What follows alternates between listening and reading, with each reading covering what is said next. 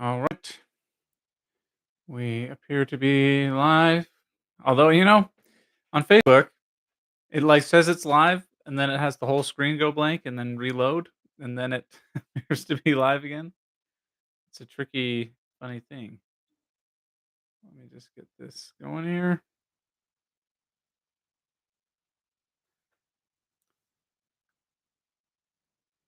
Ba-dum-ba-dum-bum-bum. Dun, dun, dun. Okay. All right. Everything seems to be functioning properly. Excellent. Welcome to Logan Reads Live this lovely Monday, which makes it Mystery Monday. So we will be returning to the adventure of the cardboard box, of course, from the Sherlock Holmes adventures. Although I think it's the memoirs of Sherlock Holmes that one was published in originally.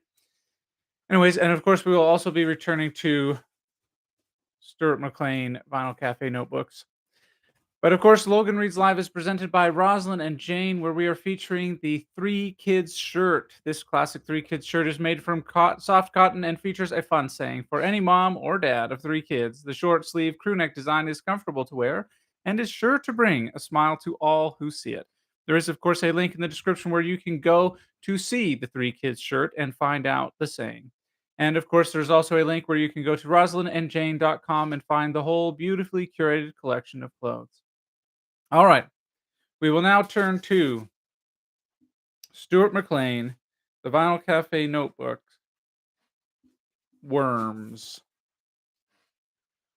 Bass fishing opens this weekend, and that is good news for Roger Parson of New Hamburg, Ontario. Roger works part time at the parts counter at Kitchener Tractor. 3 days a week, however, Roger hits the road in his 1999 purple Dodge Caravan. He travels around servicing 30 second-hand vending machines that he has bought, modified, and placed in gas stations and all-night variety stores from Lake Erie to Lake Simcoe. I never dreamed I would get into the vending business, says Roger, but my wife got a tumor and can't work anymore, and we needed extra money, so I had to do something. Something turned out to be the vending business. Of course, these days, most of the things you could think of putting in a vending machine and most of the places you could dream of putting them have been scooped up by someone else. So Roger had to come up with something special. He chose worms. He added night crawlers and spawn for good measure. I put them in used pop cans, says Roger. I closed them with a plastic lid. He was worried that from time to time, in the dead of the night, revelers have fed coins into his machines expecting a can of pop and received the shock of their lives when they opened their can of worms. During fishing season, Roger visits each of his vending machines once a week. I don't have to go that often, he says. The worms will live for 4 weeks in there. He says his best customers are kids. I can pretty well tell by the sales the day school is out for the summer. My business doubles overnight when school gets out. Roger says sometimes if a kid comes up to buy when he is servicing a machine, he will give them a free can of worms. Like the other day, he says, I was at a variety store in Alcona Beach and a little girl came up on her bike. She was maybe 12 years old and she had her little brother with her, who was maybe 8. She told me she was taking him down to the dock to fish for perch. She seemed to know what she was doing. She said she hoped the water was warm enough for the fish to bite. I don't do it all the time, but I gave her a can. It made me happy to learn that there were still kids getting on their bikes and taking their fishing rods down to the lake to fish for perch. I was under the impression that kids' lives were too organized these days for that sort of thing. Yeah, says Roger. When we were younger, we lived outdoors more than kids do today, and we were allowed to make more choices. Kids spend too much time indoors these days. With parents watching too closely, I added. I asked him what it was about the girl on the bike that made him decide to give her the free worms. It was her friendliness, said Roger, the way she smiled, and then when I gave her the worms, she said thank you and told me she would be back next week. Then he shrugged. Kids are my future, he said. As long as kids keep fishing, I am going to be in business. Dated the 27th of June, 2004. I used to go on my bike to the lake to fish. I never bought worms, though. We were always able to dig up enough worms from the backyard. So never bought worms. I did think it was odd actually. But, if you have lots of time, you can dig worms. If you don't have much time, you may not want to spend it digging for worms. It's not really a very exciting way to spend your day. All right, so for Mystery Monday, the feature presentation, we are going to return to the adventure of the cardboard box. Okay. So now we have Sherlock Holmes and Watson. We're just getting on to head to Wallington. All right. And we had a sister who had some issues with one of her sisters, and now they're missing. All right, very good. Jump in, Watson. We must strike while the iron is hot. Simple as the case is, there have been one or two very instructive details in connection with it. Just pull up at a telegraph office as you pass, cabby.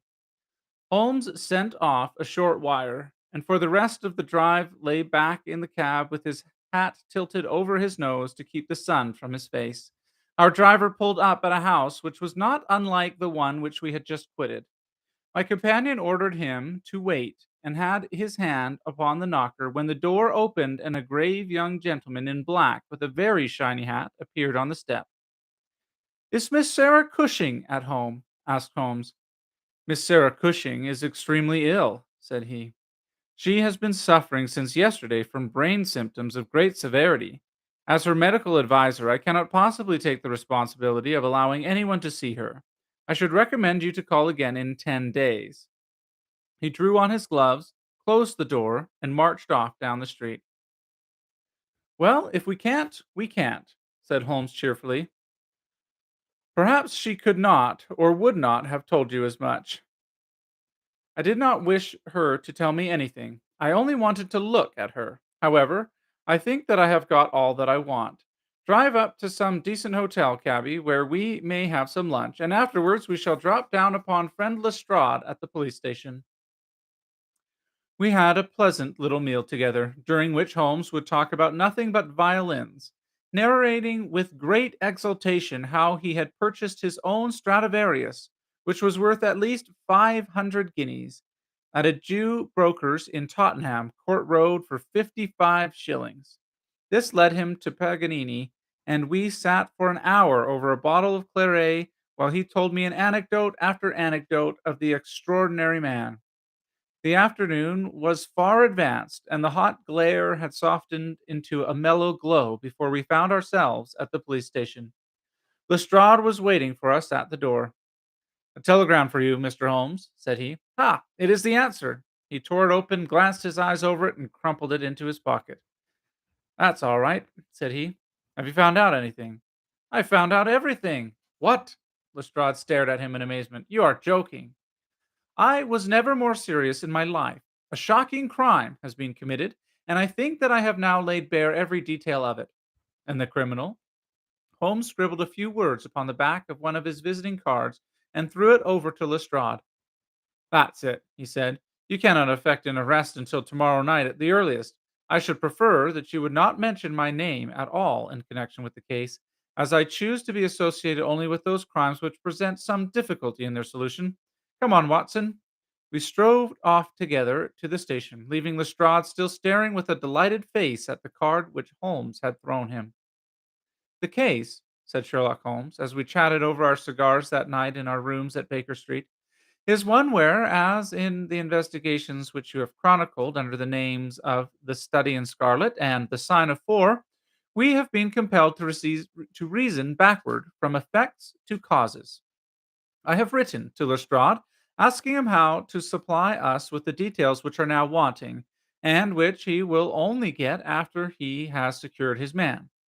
That he may be safely trusted to do, for although he is absolutely devoid of reason, he is as tenacious as a bulldog when he once understands what he has to do, and indeed it is just this tenacity which has brought him to the top at Scotland Yard.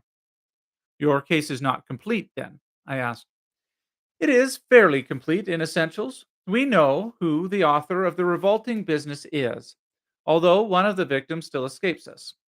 Of course, you have formed your own conclusions. I presume that this Jim Browner, the steward of the Liverpool boat, is the man whom you suspect. Oh, it is more than a suspicion. And yet I cannot see anything save very vague indications. On the contrary, to my mind, nothing could be more clear. Let me run over the principal steps.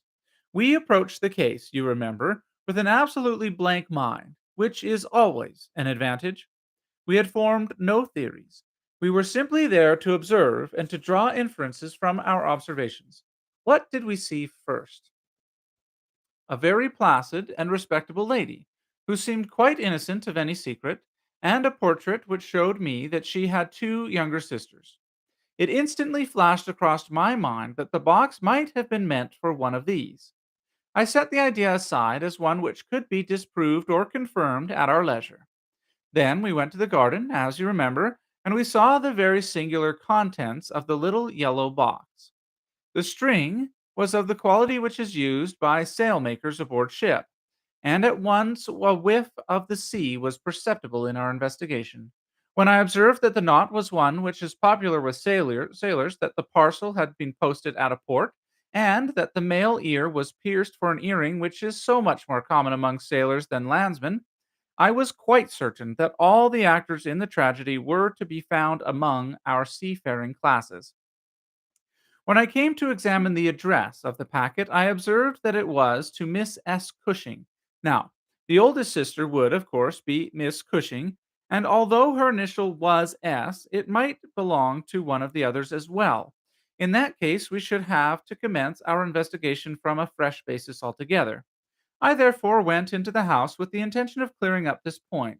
I was about to assure Miss Cushing that I was convinced that a mistake had been made, when you may remember that I came suddenly to a stop. The fact was that I had just seen something which filled me with surprise, and at the same time narrowed the field of our inquiry immensely. As a medical man, you are aware, Watson, that there is no part of the body which varies so much as the human ear.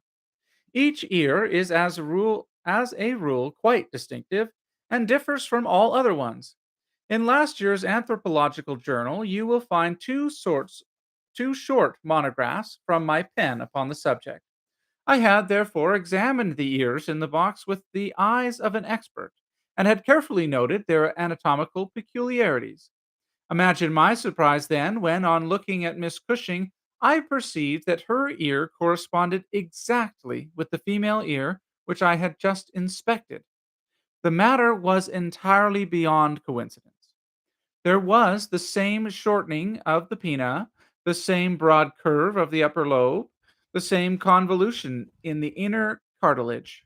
In all essentials, it was the same ear. Of course, I at once saw the enormous importance of the observation.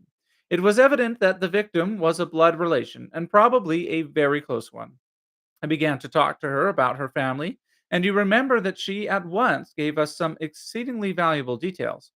In the first place, her sister's name was Sarah, and her address had, until recently, been the same, so that it was quite obvious how the mistake had occurred, and whom the packet was meant for. Then we heard of this Stuart, married to the third sister, and learned that he had at one time been so intimate with Miss Sarah that she had actually gone up to Liverpool to be near the Browners, but a quarrel had afterwards divided them. This quarrel had put a stop to all communications for some months, so that if Browner had occasion to address a packet to Miss Sarah, he would undoubtedly have done so to her old address. And now the matter had begun to straighten itself out wonderfully. We had learned of the existence of this steward, an impulsive man of strong passions. You remember that he threw up what must have been a very superior berth in order to be nearer to his wife, subject to to occasional fits of hard drinking. He had reason to believe that his wife had been murdered and that a man, presumably a seafaring man, had been murdered at the same time. Jealousy, of course, at once suggests itself as the motive for the crime. And why should these proofs of the deed be sent to Miss Sarah Cushing? Probably because during her residence in Liverpool, she had some hand in bringing about the events which led to the tragedy. You will observe that this line of boats calls at Belfast, Dublin, and Waterford, so that presuming that Browner had committed the deed and had embarked at once upon his steamer, the May Day, Belfast would be the first place at which he would post his terrible packet. A second solution was at this stage obviously possible, and although I thought it exceedingly unlikely, I was determined to elucidate it before going further. An unsuccessful lover might have killed Mr. and Mrs. Browner, and the male ear might have belonged to the husband. There were many grave objections to this theory, but it was conceivable. I therefore sent off a telegram to my friend Algar of the Liverpool force and asked him to find out if Mrs. Browner were at home and if Browner had departed in the May Day. Then we went on to Wallington to visit Miss Sarah. I was curious, in the first place, to see how far the family ear had been reproduced in her. Then, of course, she might give us very important information. But I was not sanguine that she would. She must have heard of the business the day before, since all Croydon was ringing with it, and she alone could have understood whom the packet was meant for. If she had been willing to help justice, she would probably have communicated with the police already. However, it was clearly our duty to see her, so we went. We found that the news of the arrival of the packet, for her illness dated from that time, had such an effect upon her as to bring on brain fever. It was clearer than ever that she understood its full significance, but equally clear that we should have to wait some time for any assistance from her. However, we were really independent of her help. Our answers were waiting for us at the police station, where I had directed Algar to send them. Nothing could be more conclusive. Mrs. Browner's house had been closed for more than 3 days, and the neighbors were of the opinion that she had gone south to see her relatives. It had been ascertained at the shipping offices that Browner had left aboard of the Mayday, and I calculate that she is due in the Thames tomorrow night. When he arrives, he will be met by the obtuse but resolute Lestrade, and I have no doubt that we shall have all our details filled in. Sherlock Holmes was not disappointed in his expectations.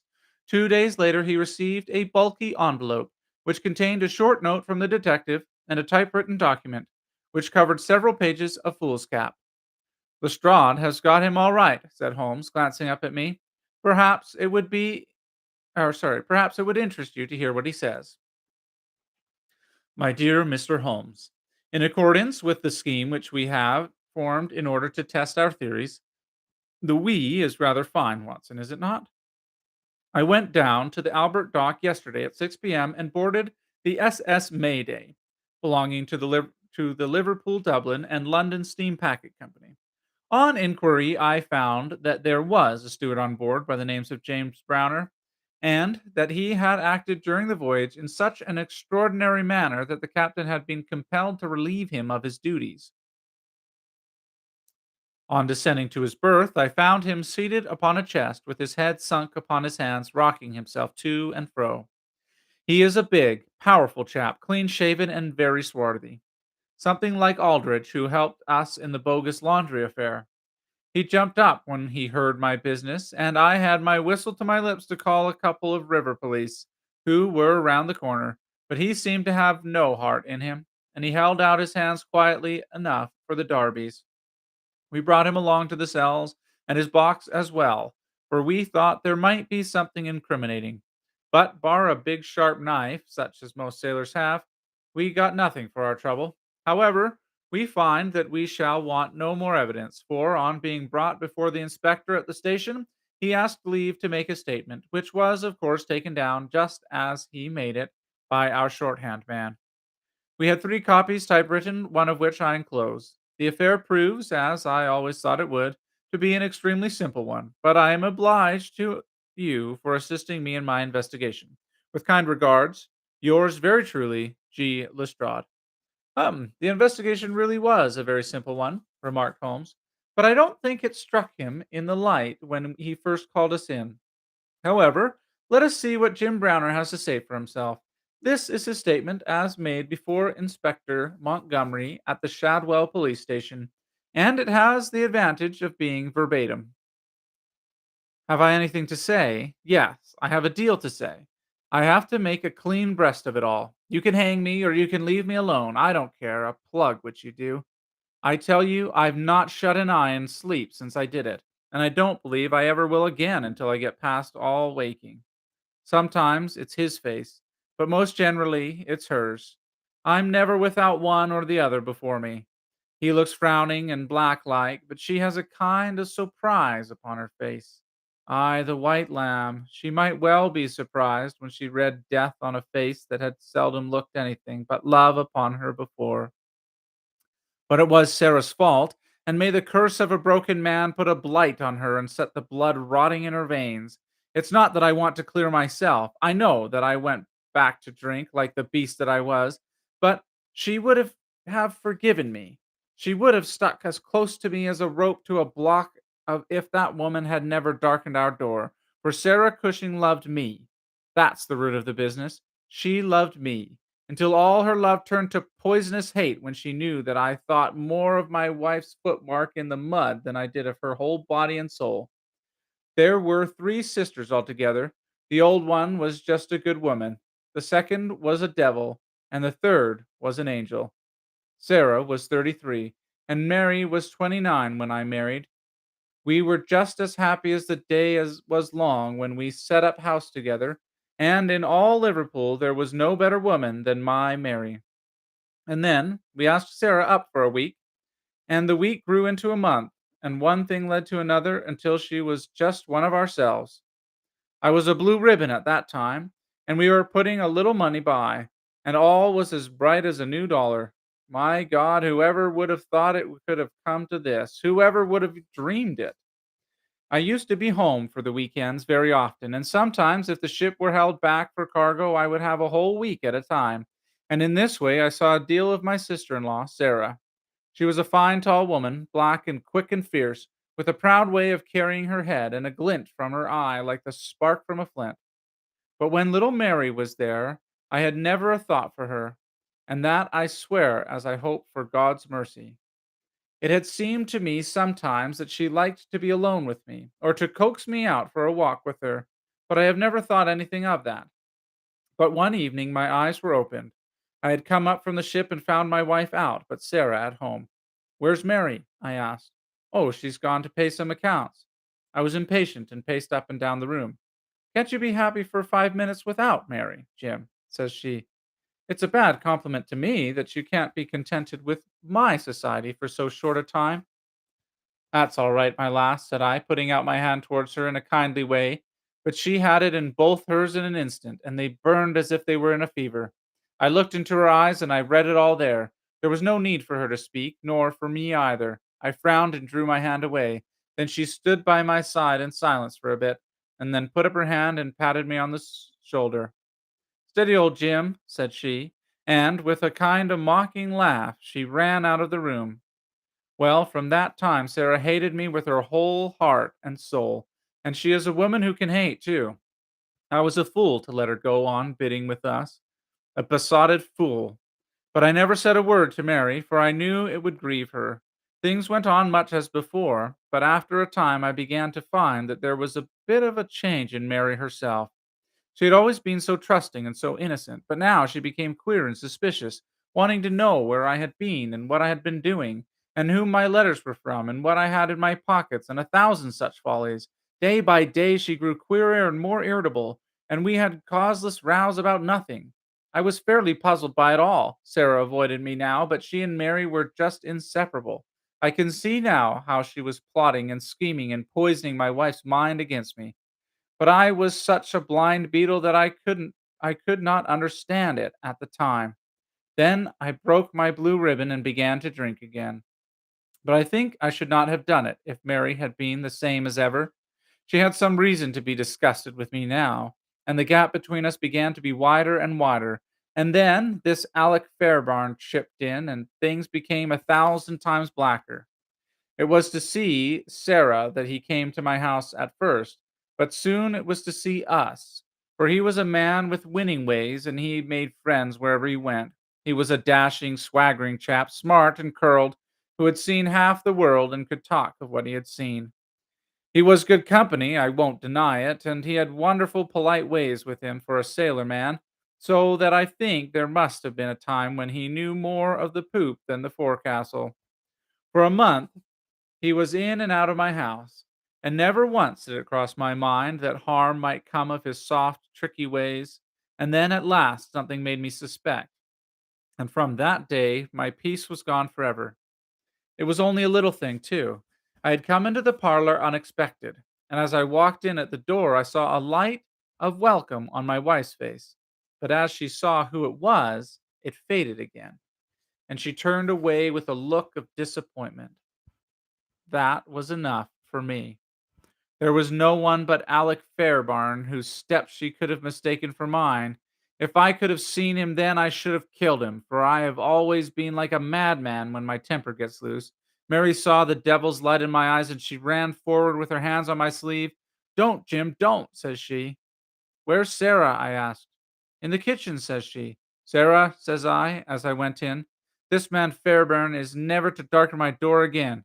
"Why not?" says she. "Because I order it." "Oh," says she, "if my friends are not good enough for this house, then I am not good enough for it either." "You can do what you like," says I, "but if Fairbairn shows his face here again, I'll send you one of his ears for a keepsake." She was frightened by my face, I think, for she never answered a word, and the same evening she left my house. Well, I don't know whether it was pure devilry on the part of this woman or whether she thought that she could turn me against my wife by encouraging her to misbehave. Anyway, she took a house just 2 streets off and let lodgings to sailors. Fairburn used to stay there, and Mary would go round to have tea with her sister and him. How often she went, I don't know. But I followed her one day, and as I broke in at the door, Fairburn got away over the back garden wall like a cowardly skunk that he was. I swore to my wife that I would kill her if I found her in his company again, and led her back with me, sobbing and trembling, and as white as a piece of paper. There was no trace of love between us any longer. I could see that she hated me and feared me, and when the thought of it drove me to drink, then she despised me as well. Well, Sarah found that she could not make a living in Liverpool, so she went back, as I understand, to live with her sister in Croydon, and things jogged on much as the same as ever at home. And then came this last week, and all the misery and ruin. It was in this way.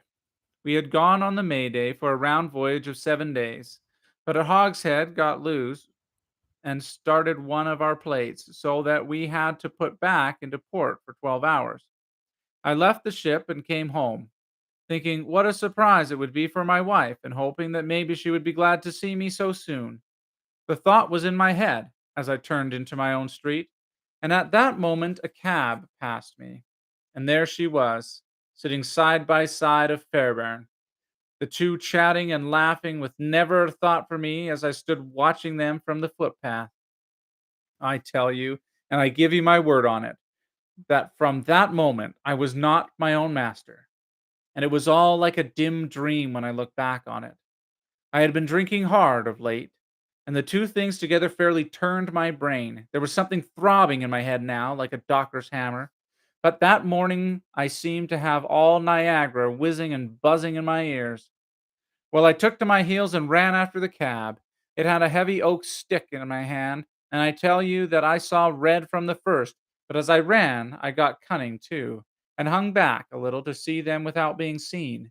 They pulled up soon at the railway station. There was a good crowd round the booking office, so I got quite close to them without being seen. They took tickets for New Brighton. So did I, but I got in 3 carriages behind them. When we reached it, they walked along the parade, and I was never more than 100 yards from them. At last I saw them hire a boat and start for a row, for it was a very hot day, and they were no doubt that it would be cooler on the water. It was just as if they had been giving into my hands. There was a bit of haze, and you could not see more than a few hundred yards. I hired a boat for myself and pulled after them. I could see the blur of their craft, but they were going nearly as fast as I, and they must have been a long mile from the shore before I caught them up. The haze was like a curtain all round us, and there were we three in the middle of it. My God, shall I ever forget their faces when they saw who was in the boat that was closing in on them? She screamed out. She swore like a madman and jabbed at me with an oar, for he must have seen death in my eyes. I got past it and got one with my stick that crushed his head like an egg. I would have spared her, perhaps, for all my madness, but she threw her arms around him, crying out to him and calling him Alec. I struck again, and she lay stretched beside him. I was like a wild beast then that had tasted blood. If Sarah had been there, by the Lord, she would have joined them.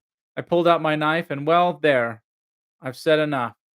It gave me a kind of savage joy when I thought of how Sarah would feel when she had such signs of what her meddling had brought about. Then I tied the bodies into the boat, stove a plank, and stood by until they had sunk. I knew very well that the owner would think they had lost their bearings in the haze and had drifted off out to sea. I cleaned myself up, got back to land, and joined my ship without a soul having a suspicion of what had passed. That night I made up the packet for Sarah Cushing. The next day I sent it from Belfast. There you have the whole truth of it. You can hang me or do what you like with me, but you cannot punish me as I have been punished already. I cannot shut my eyes, but I see those two faces staring at me as they stared when my boat broke through the haze. I killed them quick, but they are killing me slow. And if I have another night of it, I shall be either mad or dead before morning. You won't put me alone in a cell, sir. For pity's sake, don't. And may you be treated in your day of agony as you treat me now. What is the meaning of it, Watson? Said Holmes solemnly as he laid down the paper. What object is served by the circle of misery and violence and fear? It must tend to some end, or else our universe is ruled by chance, which is unthinkable. But what end? There is the great standing perennial problem to which human reason is as far from an answer as ever. And that was the adventure of the cardboard box. Well, thank you so much for coming and listening to Logan Reads Live Mystery Monday, which is presented by Rosalyn Jane, where we are featuring the Three Kids shirt. This classic Three Kids shirt is made from soft cotton and features a fun saying for any mom or dad of three kids. The short sleeve crew neck design is comfortable to wear and is sure to bring a smile to all who see it. And you can see it by following the link in the description down below. There is, of course, also a link to rosalynandjane.com where you can see the whole beautifully curated collection. Anyways, thank you so much. You have a lovely night. Bye for now.